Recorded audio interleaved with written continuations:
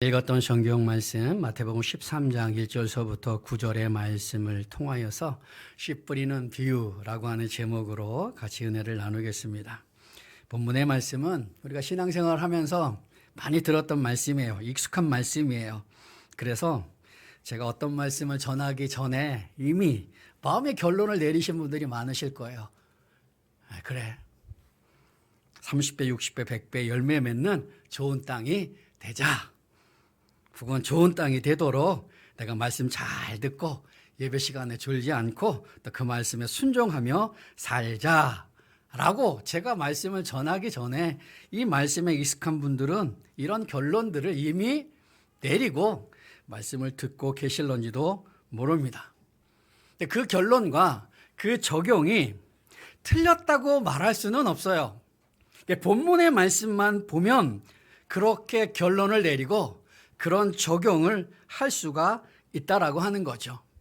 그런데 우리가 성경의 말씀을 볼 때 좀 더 깊게 주님께서 왜 이 말씀을 하셨는가 라고 하는 것들을 우리가 캐치해내야 한다는 거예요. 그래서 성경이 말씀하고 하는 그 본의, 본래의 의도, 본래의 뜻을 우리가 성경을 통해서 찾아낼 때 우리는 하나님의 말씀을 잘 결론을 내리고 그것을 내 삶 가운데 잘 적용할 수 있다라는 거죠. 그럼 어떻게 그렇게 할 수 있는가? 그 성경에 우리가 읽었던 그 본문의 앞뒤 문맥을 잘 읽어봐야 돼요. 잘 읽고 주님께서 왜 이런 말씀을 하셨는가? 앞과 뒤의 말씀을 연관시켜서 읽어야 한다라고 하는 거죠. 더불어 이 말씀을 하셨던 배경이 뭐냐라고 하는 것도 우리가 보아야 한다라고 하는 거예요. 그럴 때 본문을 통하여서 하나님이 전하시고자 하는 그 본의, 본래의 의도, 본래의 뜻을 우리가 잘 찾아낼 수 있고 그렇게 찾아낼 때 그 말씀을 가지고 적용하며 살 때 그게 하나님 말씀대로 산다라는 거예요. 어떤 목사님이 이런 말씀을 하셨어요. 우리나라 목사님들 중에는 설교하실 때, 강단에서 설교하실 때 이단은 아닌데 이설을 전하는 분이 많다라고 하세요. 그 말씀의 의미는 뭐냐면 성경 본문을 읽었어요. 근데 그 본문과 상관없이 자기가 하고자 하는 말을 설교라고 하는 것을 빙자하여서 전하신다는 거죠. 그래서 그 목사님이 하시는 말씀이 뭐냐면 우리 목사님들 중에는 그런 분들이 계신다라는 거예요. 이단은 아니에요. 이단은 아니에요. 이단은 아닌데 이설을 전한다는 거예요. 본문의 말씀과 상관없는 것. 그래서 성도들도 들을 귀가 있어야 돼요. 잘 들으셔야 돼요. 오늘 본문 9절의 말씀도 예수님께서 하시는 말씀이 뭡니까? 귀 있는 자는 들으라라는 거예요. 그 귀가 뭐예요? 이 귀가 아니잖아요. 우리 몸에 붙어있는 이 귀를 말씀하는 게 아니잖아요. 그 말씀의 의미가 무엇인지 잘 새겨 들을 수 있는 신앙의 길을 얘기하는 거예요. 말씀의 길을 얘기하는 거예요. 근데 우리나라 성도들 참 순수해요. 강단에서 전해지는 말씀을 다 하나님의 말씀으로 받아요. 맞아요. 그런데 악용하는 분들이 계신다는 거죠. 그런 순수한 성도들의 그 믿음, 그 모습을 악용해서 성경과 관련 없는 것, 본문과 관련 없는 것, 그러나 자기가 하고 싶은 말을 통해서 성도들을 미혹한다는 거예요.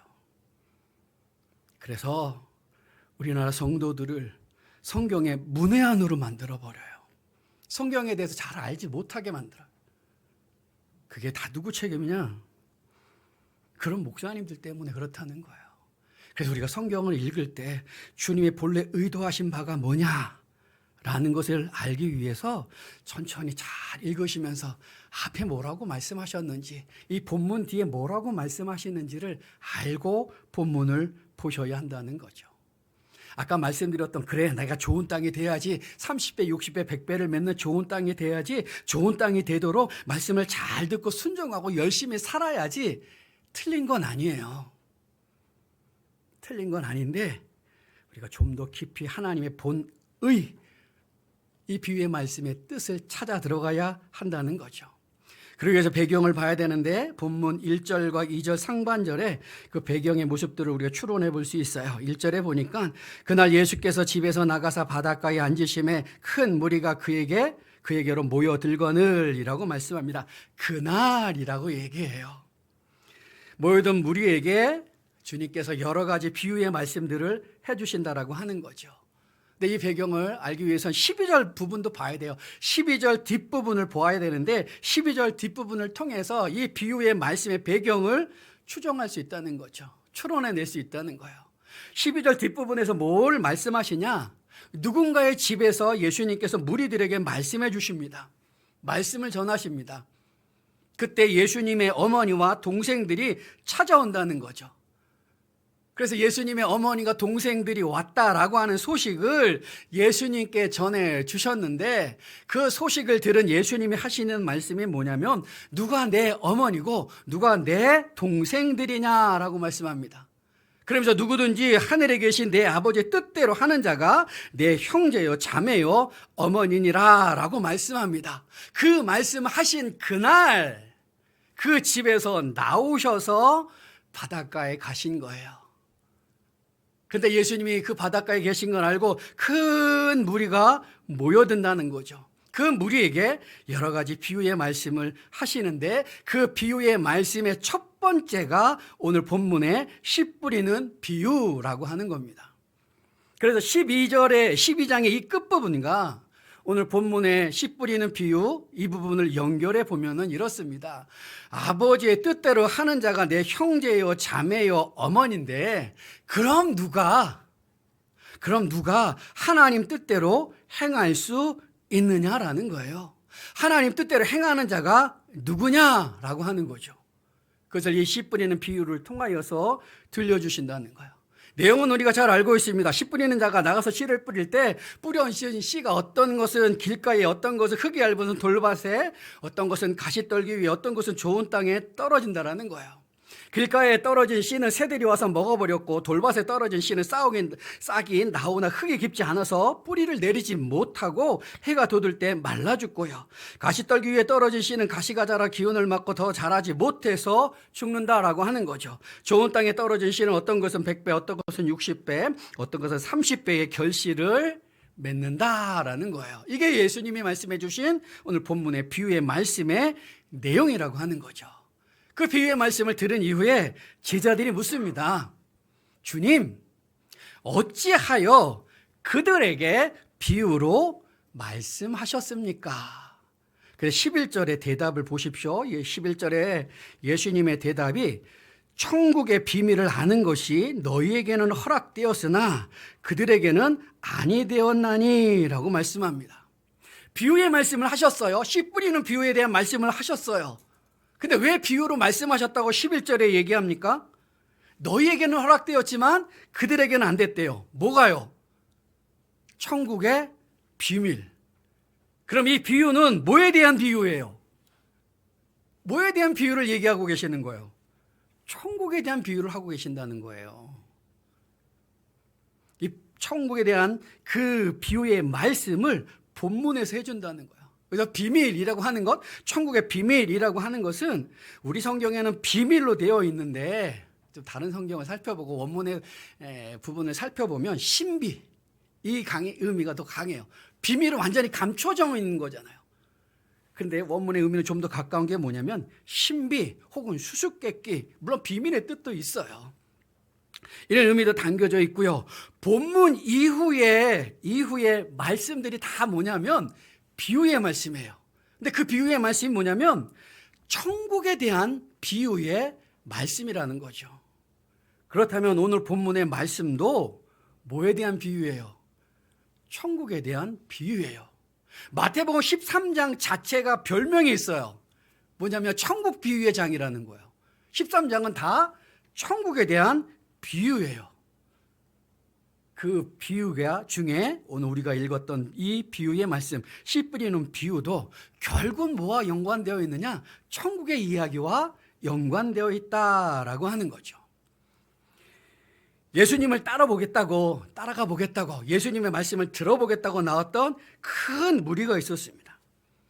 그들을 향하여 예수님께서 비유로 말씀해 주셨고, 그래서 그 비유의 뜻을 왜 비유로 말씀하셨습니까? 라고 물어보는 그 제자들에게 천국의 비밀은 너희들에게는 허락되었지만 그들에게는 아니 되었다라고 하십니다.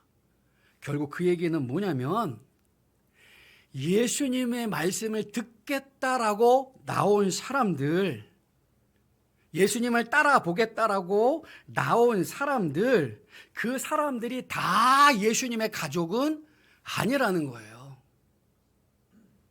예수님의 제자는 다 아니라는 거예요. 그럼 그 사람들은 뭐냐? 그 사람들은 뭐냐? 오늘 일부 예배 때 우리 담임 목사님이 말씀해 주셨어요. 그게 뭐냐? 그 사람들은 예수님의 팬이에요. 팬 그냥. 예수님의 팬이지 예수님의 가족, 예수님의 제자는 아니라는 거예요. 우리가 마태복음을 읽다 보면은 마태가 의도적으로 비교해 두는 두 무리가 있어요. 하나는 무리라고 하는 거고 또 하나는 제자예요. 성경을 천천히 잘 읽어보면 마태는 의도적으로 무리와 제자를 비교하여 우리에게 들려주시는 말씀이 많다라고 하는 거죠. 예수님 앞에 나온다고, 예수님의 말씀을 듣는다고 다 제자는 아니라는 거예요. 같은 공간에 있다 할지라도 무리고 제자로 구분되어져 있다는 거죠. 그러니까 우리도 하나님 앞에 예배할 때에, 우리가 신앙생활 할 때에 내가 어떤 자인가 잘 살펴야 돼요. 내가 무리로 예수님의 팬으로 쫓고 있는 것인지, 예배하고 있는 것인지, 아니면 예수님의 제자로, 예수님의 가족으로 정말 예수님을 따르고 쫓고 교회를 섬기고 있는지 우리의 모습을 잘 살펴보아야 한다라고 한다는 거죠. 그럼 누가 예수님의 가족이냐? 하늘에 계신 내 아버지의 뜻대로 행하는 자라는 거예요. 그럼 누가 하나님의 뜻대로 행하는 자예요? 어떻게 하는 것이 하나님의 뜻대로 행하는 자예요? 그게 오늘 비유 속에서 찾을 수 있어요. 이 비유에 대한 해석은 예수님께서 친히 18절서부터 23절에 말씀해 줍니다. 우리가 잘 아는 거예요. 그 중에 그 비유의 말씀에 해석하는 것 중에 씨는 뭐예요? 씨는 말씀이에요, 말씀. 그러니까 비유로 말씀했는데 거기에 뿌려진 씨는 다른 게 아니라 마가복음 4장 14절에 보면 뿌리는 자는 말씀을 뿌리매라고 얘기하고 있어요. 그래서 씨는 뭐예요? 말씀이에요. 네 종류의 땅은 뭐예요? 19절에 보면 사람의 마음이래요, 마음. 그래서 예수님의 해설을 들어보면, 설명해 주는 걸 들어보면 그렇습니다. 길가에 떨어진 씨는 새가 와서 먹어버리는데 그 새는 뭐냐? 마태복음 13장에서는 악한 자라고 얘기하고, 마가복음 4장에서는 사탄이라고 얘기하고, 누가복음 8장에서는 마귀라고 얘기해요. 그러므로 길가 같은 마음을 가진 자에게 뿌려진 그 말씀은 내 안에 심기어지기 전에, 땅에 심기어지기 전에 마귀가 와서 뭐 한다는 거예요? 뺏어가 버린다는 거예요. 그러니까 깨달을 틈도 없는 거예요. 얇은 밭에 돌밭 같은 마음을 가진 자는 뭐예요? 흙이 얇은 돌밭 같은 마음에 가진 자는 뭐예요? 뿌려진 씨가 싹이 나지만 흙이 얇아서 말라 죽는다는 거죠. 그게 뭐예요? 말씀으로 인해 환난과 박해가 일어나면 넘어진다는 거예요. 가시떨기 같은 마음을 가진 자는 어떤 자입니까? 뿌려진 씨가 가시기운으로 제대로 자라지 못하게 해서 열매를 못 맺어요. 그걸 주님이 해석해 주는 게 뭐냐? 세상의 염려와 재리의 유혹에 넘어가는 자라고 하는 거죠. 결국은 길가나 돌밭이나 가시떨기는 열매를 못 맺어요. 좋은 땅과 같은 마음을 가진 자는 뭡니까? 뿌려진 씨가 잘 심겨져서 뿌리를 내리고 잘 자라서 뭐요?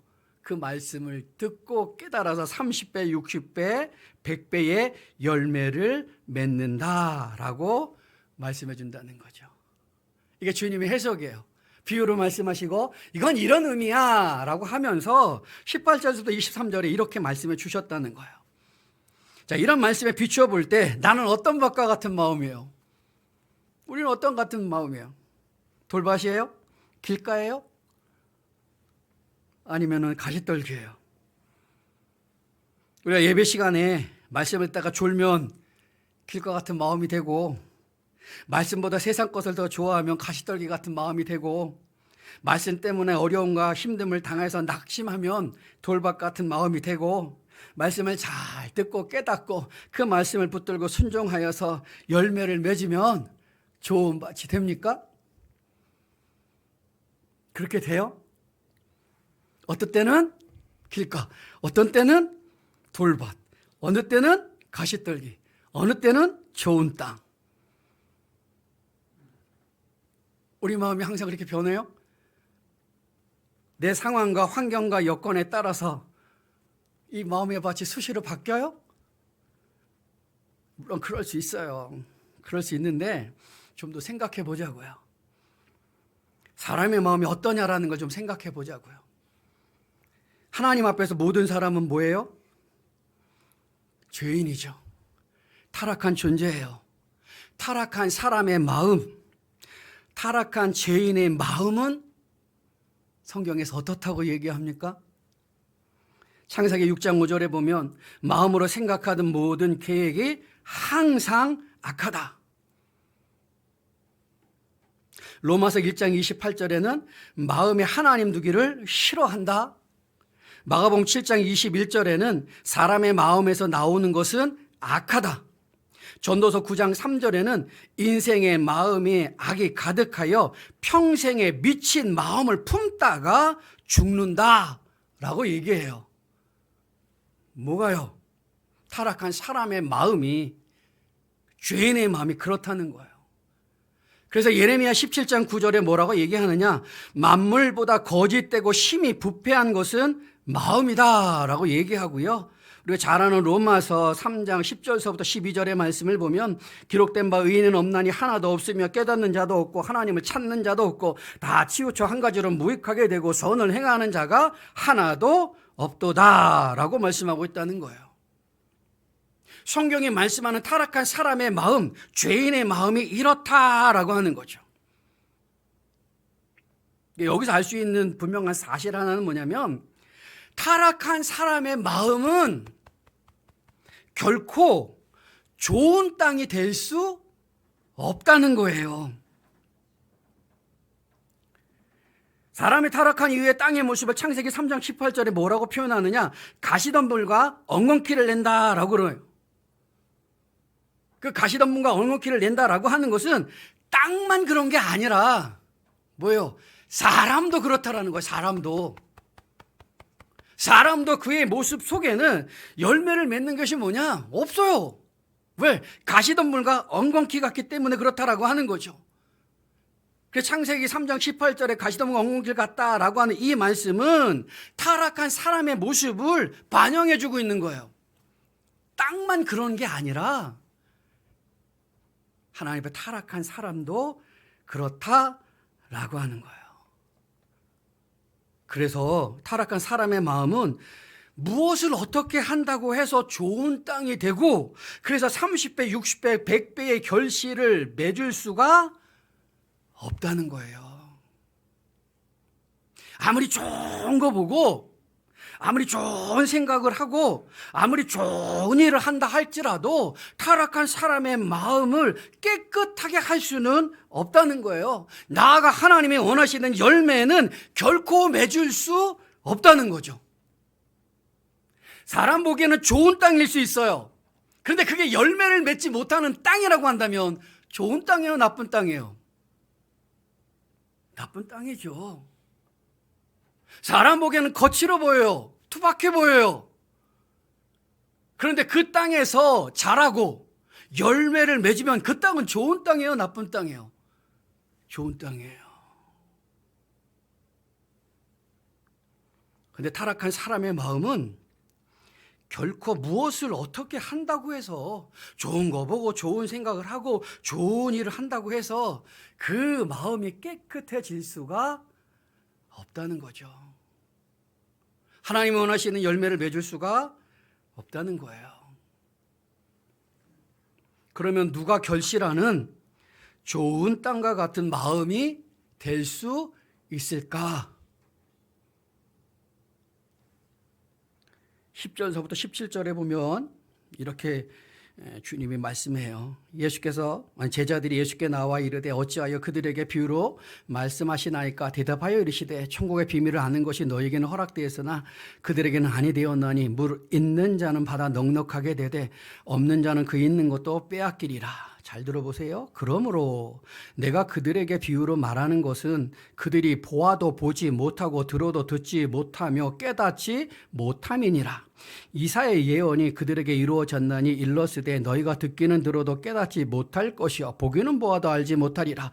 이 백성들의 마음이 완악하여져서 그 귀는 듣기에 둔하고 눈은 감았으니 이는 눈으로 보고 귀로 듣고 마음으로 깨달아 돌이켜 내게 고침을 받을까 두려워하였느니라. 그러나 너희 눈은 봄으로 너희 귀는 들음으로 복이 있도다. 내가 진실로 너희에게 이르노니 많은 선지자와 의인이 너희가 보는 것을 보고자 하여도 보지 못하였고 너희가 듣는 것을 듣고자 하여도 듣지 못하였느니라.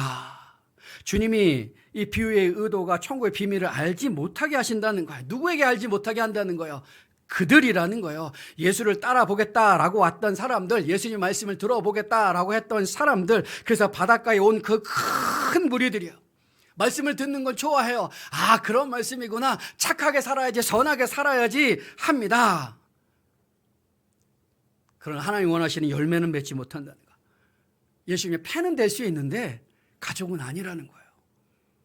열매는 없다는 거예요. 그들은 듣기는 들어도 깨닫지 못해요. 보기는 보아도 알지 못해요. 왜? 그들의 마음은 길가고 돌밭이고 가시떨기이기 때문에요. 그러면 누구에게 비밀을 알게 하신대요? 너희래요. 너희에게는 허락되었대요. 너희가 누구예요? 제자들이에요. 그 제자들은 누구예요? 예수님께서 부르신 자기 백성이에요. 곧 교회예요. 하나님이 선택하여 부르신 그 백성들, 그들에게 천국의 비밀을 알게 하신대요. 근데 그 비밀이 뭐예요? 너희는 알게 한대요. 근데 그 비밀이 뭐예요? 13장 16절에 너희의 눈은 봄으로 너희의 귀는 들음으로 복이 있도다. 그럼 지금 제자들이 보는 게 뭐예요? 뭘 보고 있어요? 듣는 게 뭐예요? 뭘 듣고 있어요? 뭘 보고 뭘 들어요? 예수님의 예수님. 너희 눈은 봄으로 너희 귀는 들음으로 복이 있도다. 지금 제자들이 보는 게 뭐예요? 예수님을 보는 거예요. 말씀하시는 그 예수님을 보는 거예요. 그래서 그 예수님 입술을 통하여 되는 그 말씀을 듣는 거예요. 근데 그거는 수많은 선지자들이 그렇게 기다리고 그렇게 보고 싶어 했던 분이라는 거죠. 그 수많은 선지자들, 그 많은 의인들이 보고 싶었던 분이 누구예요? 하나님이 약속하신 메시아잖아요. 그리스도잖아요. 근데 그분이 누구예요? 예수님이에요. 천국의 비밀이라고 하는 것은 뭐 감춰서 꽁꽁 감춰져서 이단들이 말하는 그것을 풀어주는 자신들의 교주가 아니라 천국의 비밀은 다른 것이 아니라 너가 지금 보고 있는 거, 네가 지금 듣고 있는 거야. 근데 뭘 보고 뭘 듣고 있어요? 예수님이에요. 그러니까 천국의 비밀은 누구예요? 예수님이에요. 그렇게 선지자들이 보고 싶어 했던 그분, 의인들이 보고 싶어 했던 그분, 하나님이 약속하신 메시아 그리스도 예수님이에요. 그래서 예수님 앞에 말씀을 듣겠다고 나왔던 많은 사람들, 아, 말씀은 그렇구나. 좋은 말씀이다. 저렇게 살아야지. 착하게 살아야지. 선하게 살아야지. 그렇게 살다가 힘듦을 당하면 포기해버리는 거죠. 그렇게 살았는데 그것보다 세상 게 더 좋아요? 거기 따라가는 거예요. 뭘 못 보는 거예요? 그 말씀을 전하시는 예수님. 근데 그 말씀의 내용들이 뭐겠어요? 구약의 말씀들이잖아요. 약속의 말씀들이잖아요. 근데 약속의 핵심이 뭐예요? 예수 그리스도예요. 근데 그분을 못 보는 거예요. 그걸 깨닫지 못하는 거예요. 그래서 17절에 너희가 보는 것을 보고자 하여도 보지 못하였고 너희가 듣고자 하는 것 듣고자 하여도 듣지 못하였느니라. 그 비밀이 뭐라고요? 예수님이에요. 좀 더 나가 볼게요. 그 씨 뿌린 자가 씨를 뿌린데 씨는 뭐라 그랬어요? 말씀이라 그랬잖아요. 근데 그 말씀은 육체적으로 귀에 들리는 말씀만이 아니라 말씀이신 예수님을 함의하고 있는 거예요. 요한복음 1장 1절에 뭐라고 말씀합니까? 태초에 말씀이 계시니라. 이 말씀이 하나님과 함께 계셨으니 이 말씀은 곧 하나님이시니라. 누굴 얘기하는 거예요? 예수님이에요. 예수님을 말씀으로 표현해주고 있음을 알 수 있다는 거죠. 그 말씀이신 예수님이 가시덤불 같고 엉겅기가 무성한 내 마음속에 길가 같고 돌밭 같고 가시떨기 같은 우리의 마음을 뚫고 들어오시는 거예요. 뚫고 들어오셔서 내 안에서 뿌리를 내리고 내 안에서 싹이 나고 내 안에서 열매를 맺으시는 거죠.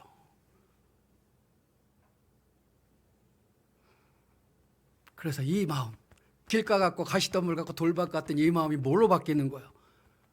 좋은 땅으로 바뀌는 거예요. 그래서 하나님이 원하시는 30배, 60배, 100배의 결실을 맺는 거예요.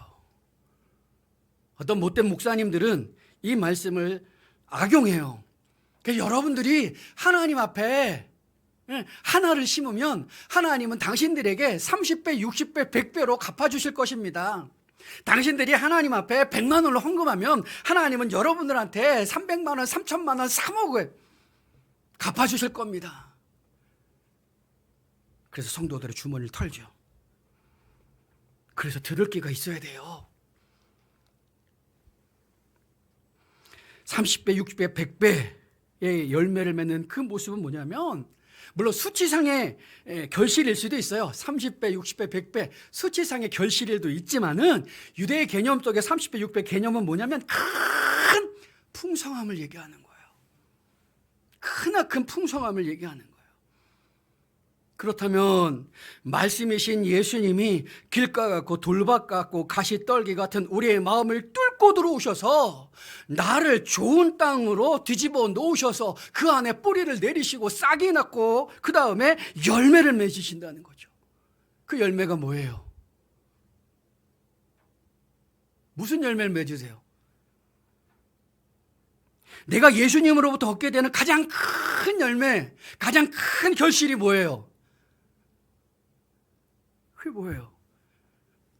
그게 구원이잖아요. 구원. 영생이잖아요. 천국이잖아요. 길가 같고 돌밭 같고 가시떨기 같은 내 마음속에 예수님이 뚫고 들어오셔가지고 다 뒤집어 엎어서 좋은 땅으로 만드셔서 거기에 뿌리를 내리고 싹이 나게 하시고 자라게 하시고 열매를 맺는데 그 열매가 30배 60배 구원의 풍부함 그걸 주신다는 거예요. 수치상의 개념보다는 풍성함을 얘기하는 거예요. 그 예수님으로부터 우리가 얻게 되는 게 뭐예요? 구원이잖아요. 영생이잖아요. 천국이잖아요. 요한계시록이 말하는 천국의 모습이 어떻습니까? 이 땅에서는 생각할 수 없는 거예요. 만모섬에서 사도 요한이 그걸 계시로 바라봤을 때 하나님의 계시로 보여주시잖아요. 그것을 우리가 아는 이 글로 적어내요. 근데 어떻게 적어내지? 이거밖에 없는 거예요. 정금과 같은 곳, 수정과 같은 바다. 사람이 표현할 수 있는, 글로 표현할 수 있는 건 그거밖에 없어요. 근데 진짜 정작 성정, 아니, 그 천국은 그거보다 더 풍성하다는 거죠. 그거보다 더 좋다는 거죠. 우리가 예수님으로부터 얻게 되는 가장 큰 결실, 열매 뭐예요? 구원이잖아요. 영생이잖아요. 천국이잖아요. 베드로전서 1장 9절에도 뭐라 그래요? 믿음의 결국은 곧 영혼의 구원을 받음이라. 창세기서부터 요한계시록에서 끊임없이 하는 말씀이 뭐예요? 예수로부터 얻게 되는 구원에 대한 말씀이잖아요. 영생에 대한 말씀이잖아요. 그 요한일서 5장 13절 내가 아버지 아들의 이름을 믿는 너에게 이것을 쓰는 것은 너희로 하여금 너에게 영생이 있음을 알게 함이라. 요한복음 20장 31절 오직 이것을 기록하면 너희로 예수께서 하나님의 아들 그리스도이심을 믿게 하려 함이요 또 너희로 믿고 그 이름을 힘입어 생명을 얻게 하려 함이니라. 30배, 60배, 100배 결실을 맺는 열매라고 하는 것은 우리가 예수를 믿고 어떤 행위를 맺게 되는 것, 선한 열매, 착한 열매 이전에 그 이전에 예수님으로 얻게 되는 구원의 풍성함을 말씀해 주고 있다라고 하는 거죠. 거기서 우리가 한 일은 뭐예요? 예수님께서 길가 같고 돌밭 같고 가시떨기 같은 내 마음에 뚫고 들어오셔서 좋은 땅으로 뒤집어 놓으시고 뿌리를 내리시고 싹이 나게 하시고 자라서 열매 맺게 하는 일에 내가 한 일은 뭐가 있어요? 아무것도 없잖아요. 내가 한 일은 하나도 없어요. 다 뭐예요? 하나님의 은혜예요. 그 에베소서 2장 8절 너희가 그 은혜를 의하여 믿음으로 말미암아 구원을 받았으니 이것은 너희에게서 난 것이 아니요 하나님의 선물이라. 소대 드렸던 제가 드렸던 말씀 그래 30배 60배 100배 결실을 맺는 열매를 맺는 좋은 땅이 돼야지. 좋은 땅이 되도록 말씀도 열심히 읽고 기도도 많이 하고 착한 일도 많이 해야지. 그게 틀린 건 아니에요. 틀린 건 아닌데 앞에 문장과 뒤에 문장 문맥을 통하여서 그 말씀을 가만히 살펴보면 그거보다 우리가 성경을 통해서 얻게 되는 게 있다는 거죠. 그게 뭐예요? 우리는 예수님 때문에 이미 뭐라는 거예요? 좋은 땅이에요. 좋은 땅. 천국을 소유한 자들이에요. 영생을 가진 자들이에요. 생명을 가진 자들이에요. 그래서 내 안에는 뭐가 있어요? 구원의 풍성함. 그런 성도가 예수님의 형제요, 자매요, 어머니인 예수님의 가족이 되는 것이고 그런 성도가 하나님의 뜻을 행하는 자인 거예요. 우리 이미 다 뭐라고요? 좋은 땅이에요. 예수님으로 말미암아 좋은 땅이 됐어요. 좋은 땅이 되려고 노력하는 게 아니라 이미 좋은 땅이 됐어요. 구원의 풍성함이 내게 있어요. 그런데 예수를 믿는다라고 하는 많은 사람들이 예전 모습으로 돌아가려고 해요. 길가 같은 마음을 갖고 돌밭 같은 마음을 갖고 가시떨기 같은 마음으로 사는 모습들이 더 많아요. 왜 그럴까? 30배, 60배, 100배 그 풍성함, 하나님이 주시는 구원의 그 풍성함보다 생애의 세상의 풍요로움과 세상의 안락함이 더 좋기 때문이라는 거죠. 예수를 믿고 산다라고 하면서도 우리의 습관적인 하나는 뭐냐면은 하나님이 주시는 복, 하나님이 주시는 그 풍성함을 자꾸 무엇과 연관시키려고 하냐면은 세상의 물질과 세상의 돈과 연관시키려고 한다라는 거예요. 강단에서 복 받으십시오. 강단에서 뭐 부자가 되게 하십시오. 물론 그 부자라고 하는 것, 복이라고 하는 것은 예수 그리스도가 함께 하시고 그분과 동행하는 그 모습인데 우리는 그것을 습관적으로 무엇과 자꾸 바꾸냐면은 세상의 돈과 세상의 물질과 연관시킨다라고 하는 거죠. 그걸 자꾸 바꾸려고 하는 습관이 있어요. 그래서 세상에 부자로 살고 돈이 많고 하고 싶은 거 다 하고 사고 싶은 거 다 사고 누리고 싶은 거 다 누리며 사는 게 풍성이라고 생각하는 거예요. 그걸 복이라고 자꾸 생각을 해요. 그래서 강단에서 전해주는 복을 자꾸 곡해서 들어요. 오해해서 들어요. 왜? 세상 게 더 좋은 것 같거든요. 안락한 것 같거든요. 편한 것 같거든요. 물론 편해요. 안락해요. 돈 많으면 편해요. 안락해요. 그러나 그건 하나님이 주시고자 하는 열매의 풍성함의 한 모습일 뿐이라는 거죠. 부수적인 거라는 거예요. 그래서 어느 목사님이 이렇게 뭘 어딜 봐야 돼요? 손가락이 가르치는 저 끝을 봐야 되잖아요. 뭘 가르치지 하고 그곳을 봐야 되는데 사람들은 어딜 본다는 거예요? 손가락을 본다는 거예요. 우리는 예수님으로 이미 조문 땅이 됐고요. 구원의 풍성함이 우리에게 있어요. 그런데 자꾸 길가 같은 마음, 돌박 같은 마음, 가시떨기 같은 마음으로 돌아가려고 해요. 잠언 26장에 보면 이렇게 말씀하는 게 있어요. 잠언 26장 11절, 개가 그 토한 것을 도로 먹는 것 같이 미련한 자는 그 미련한 것을 거듭 행하느니라. 이 말씀을 인용한 베드로후서 2장 21절 22절에는 이렇게 얘기합니다. 의의 도를 안 후에 받은 거룩한 명령을 저버리는 것보다 알지 못하는 것이 도리어 그들에게 나으니라. 참된 속담에 이르기를 개가 그 토한 것에 돌아가고 돼지가 씻었다가 더러운 구덩이에 도로 누웠다 하는 말이 그들에게 응하였도다. 의의 도를 안 후에 뭐예요? 예수님을 잘 안 후에도 그 거룩한 명령, 하나님이 주셨던 그 거룩한 명령을 버리고 자꾸 세상으로 돌아가는 거예요. 그랬더니 베드로 사도가 뭐라 그래요? 차라리 뭐예요? 차라리 알지 못하는 건 차라리 그랬으면 네가 더 나을 걸 이렇게 하는 거죠.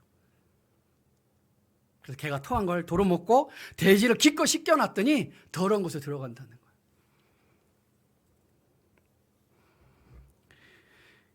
예수님 안의 성도, 우리가 하나님 중에 구원의 풍성함이 있음에도 불구하고 그것을 누리지 못하고 자꾸 세상 것 바라봐요.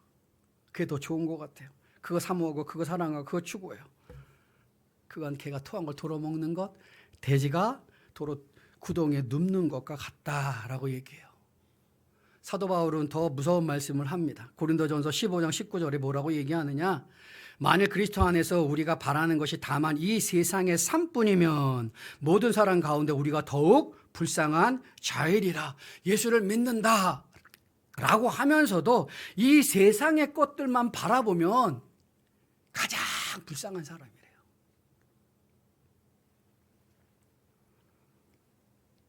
우리는 이미 좋은 땅이 됐고요. 구원의 풍성함이 있어요. 근데 그걸 어떻게 해야 누릴까요? 어떻게 해야 잘 누리며 살아갈까요? 다른 건 없어요. 하나님 뜻대로 살고 하나님 일을 하며 사는 거예요. 근데 하나님 뜻이 뭐예요? 하나님 뜻이 요한복음 6장 40절에 내 아버지의 뜻은 아들을 보고 믿는 자마다 영생을 얻는 이것이니 마지막 날에 내가 이를 다시 살리리라 하시니라. 하나님 뜻은 다른 거 아니에요. 아들 잘 믿는 거예요. 하나님 일은 무엇일까? 요한복음 6장 29절 예수께서 대답하여 이르시되 하나님께서 보내신 이를 믿는 것이 하나님의 일이니라 하시니. 하나님 일을 한다는 게 뭐예요? 뭔가 교회 안에서 봉사하고 헌신하고 뭔가 하는 것 이전에 예수님을 잘 믿는 거예요. 예수님을 잘 믿는다는 건 뭐예요? 뭐가 예수님 잘 믿는 거예요? 주일 안 빠지고 교회 나와서 예배 드리는 거? 맞아요. 새벽 야반에 나오고 수요 예배 나오고 금요기도에 나와서 예배하고 기도하는 것? 맞아요. 예수 잘 믿는 거예요. 근데 성경에 보여주는 예수 잘 믿는다라고 하는 것은 다른 게 아니라 예수님의 말씀에 순종하는 거예요. 근데 예수님 뭐라고 말씀했어요? 말씀 많이 했죠? 근데 그 말씀들을 함축하고 엑기스를 딱 뽑으면 뭐로 뽑을 수 있어요? 한 단어예요. 뭐예요? 사랑이에요, 사랑. 예수 잘 믿는 건 교회 안에서 부지런히 뭔가 하는 거 맞아요. 그러나 그 이전에 예수님을 잘 믿는 건 예수님의 말씀에 순종하는 거예요. 그런데 예수님이 무엇을 말씀했는가? 우리가 성경을 통해서 그 예수님의 그 말씀을 한 단어로 딱 끄집어내면 사랑이에요.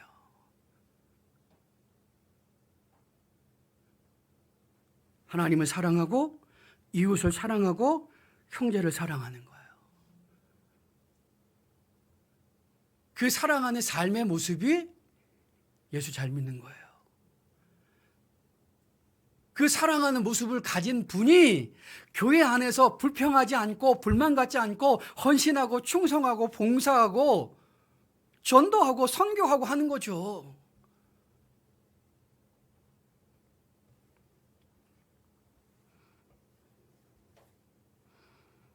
그 사랑이 좋은 땅엔 우리가, 구원의 풍성함을 가진 우리가 이 땅에서 맺어야 할, 성도가 맺어야 할 열매라고 하는 거예요.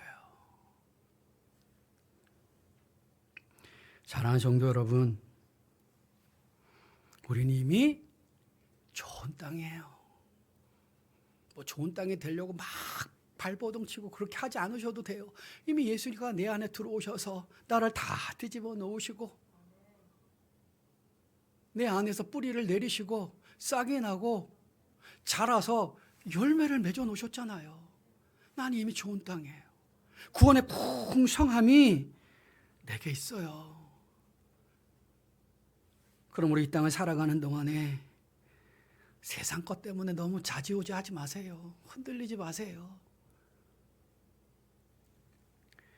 이 땅을 살아가시면서 하나님이 주신 그 믿음의 길을 굳건하게 걸어가십시오. 그러면서 예수님을 더 많이 사랑하시고요. 믿음의 형제와 이웃을 내 몸과 같이 사랑하시고요. 무엇보다 우리가 섬기는 이 교회를 더 많이 사랑하시고, 그게 믿음의 용사예요. 하나님만이 사랑하시는 남서울교회 모든 성도들이 믿음의 용사가 되셔서 세상을 이기고 복음과 사랑으로 세상도 풍성하게 하실 수 있는 우리 모든 성도가 다 되실 수 있기를 주님의 이름으로 축원드립니다. 아멘. 기도하겠습니다. 하나님 감사합니다. 이 오후 예배 시간 피곤하지만 하나님 앞에 예배할 수 있게 해주시고 또 하나님의 말씀을 또 나눌 수 있게 해주신 것 감사를 드립니다. 들려진 그 말씀 잘 기억하게 해주시고 이미 좋은 땅으로서 우리가 이 땅 가운데 살아갈 수 있게 해주시고 하나님이 주신 구원의 풍성함이 내 안에 있는데 그 풍성함이 내 안에만 있게 하지 아니하시고 이 세상 가운데 예수를 알지 못하는 많은 사람 가운데도 그 구원의 풍성함이 예수의 씨앗이, 말씀의 씨앗이 심기어질 수 있도록 보는 자들에게 복음을 전하며 전도할 수 있는 저희들이 되어질 수 있도록 하나님 인도하여 주시옵소서. 감사를 드리며 우리 구주 예수 그리스도의 이름으로 기도드리옵나이다. 아멘.